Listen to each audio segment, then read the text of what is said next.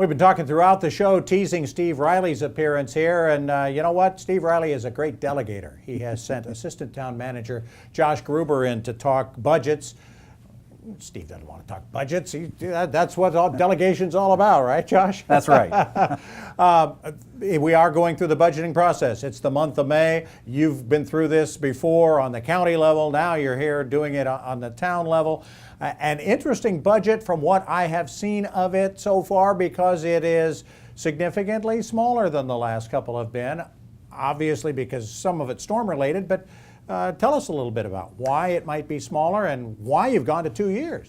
So that's exactly right. Yeah. This year's budget is a little bit smaller than what last year's was, primarily for the reflection of the fact that we've been recovering from the storms over the last couple of years, and that's all starting to wind down. So we're kind of getting back to a little bit smaller budget. So as you referenced, we did introduce a biennial budget, which is the first time that we've ever kind of looked at doing something like this, which would look at essentially adopting this year's budget and then giving a really good preview about what next year's budget would look like, which again, next year's budget would be proposed to be even less than what this year's budget would be. Oh, that's spectacular.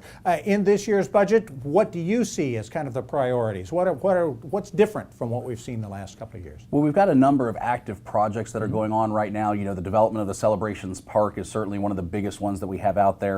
That's in excess of a $10 million project. We also have a number of stormwater initiatives that are going to be going on, and then just the general day-to-day operations of the town.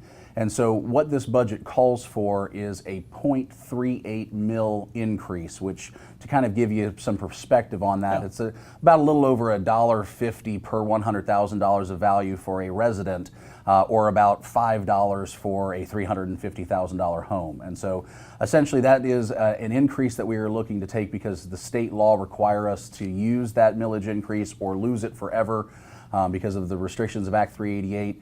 And so with that additional revenue, what we'll be looking to do is build to the town's reserve fund, which essentially is going to be necessary for any kind of future storm events that may come about. I was going to say that, yeah, that seems to be one of the big changes if you were to look at it in line items, is creating a reserve for the next one. Correct.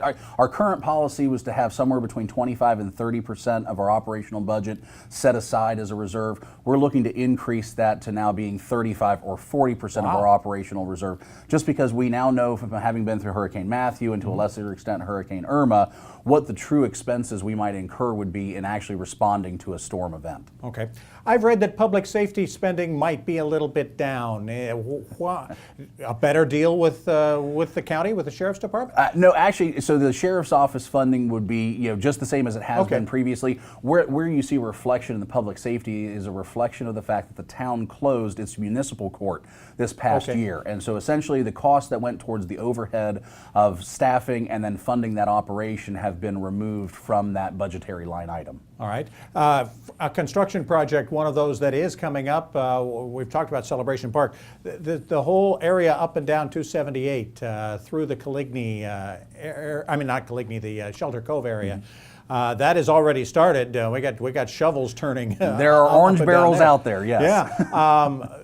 Boy, connecting the bike path all the way from basically Matthews down to New Orleans would seem to be a huge benefit to bicyclists. Absolutely. We're very excited about that project. That's also going to reconfigure some of the intersections through that particular corridor, hopefully to try to make it a little bit safer pedestrians crossing that area. If we get them to cross at a fully signalized intersection, they'll be crossing with a light and therefore have a little bit more protection than they might have otherwise. That's a terrific idea. Also, an extra light, it looks like by where the sheriff's substation is? Correct, yeah. We'll have one up at the north and then one towards the south, and then we'll basically be closing the median at the cut in between there to try and keep pedestrians from crossing at that areas and pushing them towards either end to cross at the light. Great. That seems to be a good idea, particularly with the issues we've had. You were talking about crosswalks and all of that. Where are we on that going forward? We talked last week with bike safety folks that they're getting the pilot project going down around the south end of that stretch of roadway. Tell us a little bit more about where we're going there. So we've installed a number of improvements at a large number of intersections along 278. Most citizens, if you've been out driving on the roads recently, have probably noticed them. They're pavement markings leading up to the crosswalks themselves. There's more reflective signage at the crosswalks. and I believe that there's some more improvements still to go in terms of painting the curbs with a reflective paint, Okay. so that they really stand out and drivers are aware of where those areas are at.